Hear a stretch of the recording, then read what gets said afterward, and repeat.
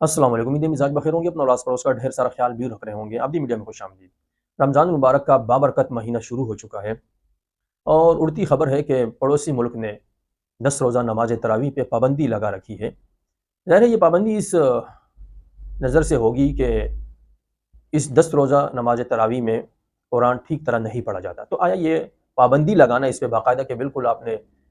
یہ پڑھنا ہی نہیں ہے، 10 روزہ نہیں کرنا، 15 روزہ، 20 روزہ، 25، 27، 30 روزہ یعنی آخر رمضان تک پڑھتے رہنا ہی چاہیے، یہ پابندی لگانا ٹھیک ہے یا نہیں؟ پابندی لگانے سے پہلے اس کے تمام پس منظر پر غور کرنا چاہیے کہ 10 روزہ، 6 روزہ، 5 روزہ نماز تراویح جو ہوتی ہے، اگر اس دور کے لوگ جو میوزک سننے کے عادی ہو، جو خرافات میں باہر بیٹھے ہوئے ہوں، وہ آپ کے پاس آ رہے ہیں، بیٹھ رہے ہیں اور پوری رات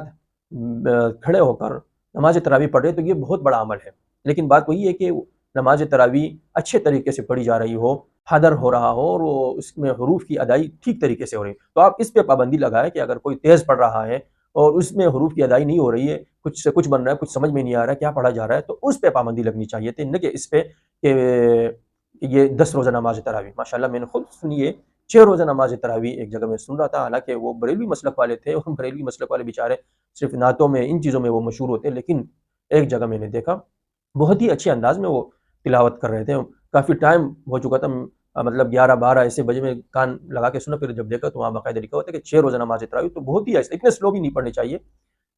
ہمارا دین اعتدال والا دین ہے، وسط والا دین، درمیانی راہ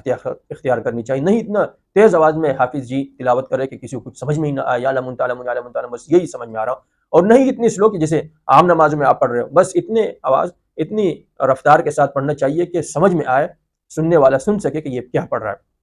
تو اعتدالی درمیانہ افراد و تفرید سے ہٹ کے اعتدال والی راہیں اپنانی چاہیے۔ اگر کوئی قاری صاحب، کوئی حافظ جی 2 روز، 1 روزہ، کیونکہ یہ ہمارے اسلاف سے ہی منقول ہے، ماشاءاللہ امام ابو حنیفہ رحمۃ اللہ علیہ، مولانا قاسم نانوتوی رحمۃ اللہ علیہ، مولانا محمود حسن رحمہ اللہ، مولانا رشید احمد گنگوہی، ایک بڑی فہرست ہے ہمارے اسلاف کی، اکابرین کی، جو پوری پوری رات تلاوت کیا کرتے تھے، ایک رات میں، 2 راتوں میں، 3 راتوں میں پورا قرآن ختم کیا کرتے تھے۔ تو اس کی حوصلہ شکنی نہیں ہونی چاہیے کہ آپ جو ہے 10 روزہ، 5 روزہ نماز تراویح پڑھنی چاہیے، حوصلہ شکنی اسی کی ہونی چاہیے کہ یہ جو صحیح طریقے سے نہ پڑھ رہا ہو، کیونکہ اکثر لوگ مجبور ہوتے ہیں، انہیں کہیں سفر پہ نکلنا ہے، ان کی مجبوریاں ہیں، تو آپ ان کو جو ہے 6 روزہ کم روزہ نماز تراویح سے روک رہے ہیں، تو مطلب آپ ان کو سنت کی ادائی سے محروم کر رہے ہیں، تو اس لیے اس پہ پابندی نہیں لگنی چاہیے۔ اس میں 2 چیزیں سنت ہیں، ایک ہے ختم قرآن، یہ الگ سنت ہے، اور ایک ہے تراویح، یہ الگ سنت ہے۔ اگر کسی نے ختم قرآن کر لیا 6 روز میں، 10 روز میں، 15 روز میں، پھر وہ اپنے الگ جو ہے نماز تراویح پڑھتا رہے، مختصر پڑھے، اپنی تراویح وہ ختم کے بعد بھی جاری رکھے، یہ نہیں کہ آپ نے ختم کر لیا بس تراویح بھی ختم، سب کچھ ختم، اللہ معاف کرے، جس طرح اکثر ایسے رمضان میں ہوتا ہے کہ رمضان کے شروع میں عبادات میں تو بہت ہی انہماک پایا جاتا ہے، بڑے رغبت اور توجہ کے ساتھ کی جاتی ہے، لیکن جب چند ایام ہو جاتے ہیں، 10، 15، 20 روز، اس کے بعد لوگ اپنی تجارتوں میں لگ جاتے ہیں اور پھر وہی معمولات جاری رکھتے ہیں جو رمضان کے علاوہ رکھتے ہیں، تو یہ طریقہ ٹھیک نہیں ہے۔ اس کی پابندی رکھنی چاہیے کہ آپ نے ختم قرآن کر لیا، ایک سنت ادا کر لیا آپ نے، اب دوسری سنت وہ جب تک رمضان ہے آپ نے تراویح پڑھتے رہنا چاہیے۔ اسی طرح جو تراویح سننے والے لوگ ہیں، تراویح میں شریک ہونے والے لوگ ہیں، وہ بیچارے حافظ جی کو بھی بہت تنگ کرتے رہتے ہیں، کہیں سے شکایتیں بہت آتی ہے، اس پہ تنقید کرتے رہتے ہیں، بھائی آج تو بہت ہی غلطیاں آ گئی آپ سے، آج تو آپ کا گلا بہت بیٹھا ہوا تھا، وہ بھی آخر انسان ہے بھائی، آپ کیوں اس کی ہر چیز کو نوٹ کر رہے ہیں؟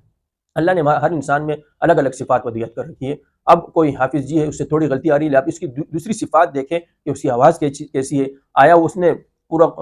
1.5 پارہ تھا، سوا تھا، یا 3 پارے تھے، جتنے تھے اس نے وقت پر ختم کر لیے یا نہیں، آپ کو ختم کر کے دیے یا نہیں، اگر اس کی 3، 4، 5 غلطیاں آ گئی لیکن ٹھیک طریقے سے وہ پڑھ رہا تھا یا نہیں، آواز اس کی اچھی تھی یا نہیں، حروف کی ادائی تھی یا نہیں، ان چیزوں پر بھی نوٹ کرنا چاہیے۔ اسی طرح دوسرا بندہ ہے، اس کو اللہ نے